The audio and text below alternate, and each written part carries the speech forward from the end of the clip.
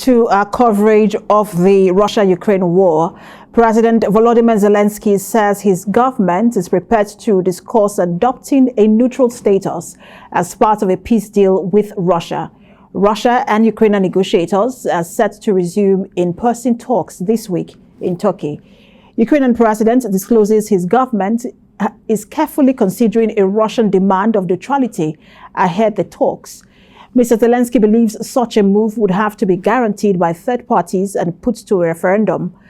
In dramatic twists, Moscow has dismissed the possibility of talks between Russian President Vladimir Putin and his Ukrainian counterpart Volodymyr Zelenskyy for the time being. There is more update in this report. Треба для очної зустрічі вже на території Туреччини. Це непогано. Подивимось на результат. President Volodymyr Zelenskyy says Ukraine is preparing to discuss adopting a neutral status as part of a peace deal, but he says it would go to a referendum and be guaranteed by third parties. His comments come in an interview with independent Russian journalists, prompting a warning from the state media regulator in Moscow. The next round of face-to-face negotiations between Ukraine and Russia take place this week in Turkey. The head of Ukrainian military intelligence, meanwhile, has also accused Russia of trying to create North and South Korea in Ukraine.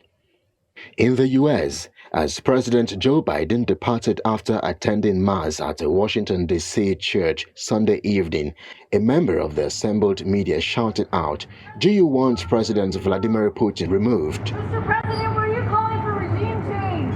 No. The White House further explained that President Joe Biden was not calling for a regime change when he said President Vladimir Putin cannot remain in power.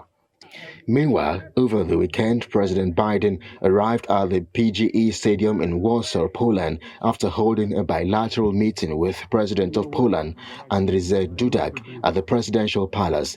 President Biden told the stadium. He also greeted and met with Ukrainian refugees in Poland. It's incredible. It's incredible. See all those little children? Just want to hug. They just want to say thanks. It just makes you so damn proud. And they're wonderful, wonderful, wonderful. And you know, the Ukrainian people are. Each one of those children said something like, "Say a prayer for my dad, or my grandfather, or my brother. He's back there fighting." And I remember what it's like when you have someone in a war zone. Every morning you get up and you wonder. You just wonder. You pray you don't get that phone call. And they're an amazing group of people.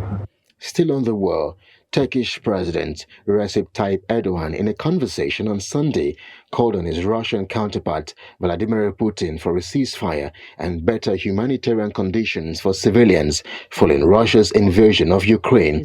According to a statement by the Turkish presidency, Putin and Erdogan agreed on holding the next round of peace talks between Russia and Ukraine in Istanbul. In the meantime, across Ukraine, Russia continues to flatten towns and cities where there is resistance to its invasion. From the north, Beshiv, a village near Kyiv, like so many other Ukrainian cities and towns, it has the misfortune of being on the route of the Russian advance towards the capital. Elsewhere in Ukraine, 3 explosions were heard in Lviv on Saturday afternoon. The footage, filmed by TVN24 cameras, shows fire in the inhabited part of the city. It is not clear what buildings were destroyed. Huge plumes of smoke can be seen above the city.